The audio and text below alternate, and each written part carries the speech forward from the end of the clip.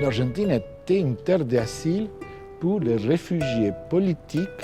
français après la défaite de la Révolution de 1848. Il y a eu deux scientifiques, Bravard, un géologue français qui a créé, qui est parti réfugié en Argentine après 1851, la restauration conservatrice,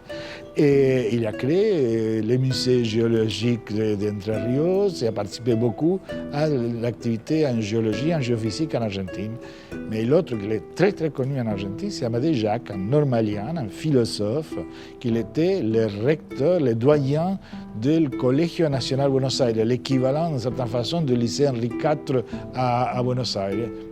et qui était aussi un réfugié politique de l'époque de la Révolution de 1948. Mais bien sûr, c'était aussi très fort dans l'autre sens, parce que la France elle était une terre d'accueil de beaucoup de réfugiés politiques argentins, en particulier des scientifiques.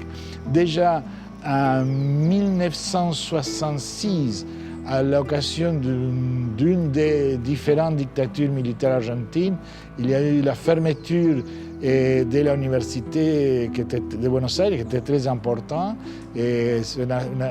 dans l'histoire argentine, on parle de la nuit de longue bâton, une nuit de répression probablement en juillet 1966, qui a donné lieu à la démission de 300 professeurs de la faculté des sciences qui sont émigrés un peu partout dans le monde, et entre autres en France. Et ces Argentins, de très bons scientifiques, qui sont aidés beaucoup, ils ont marqué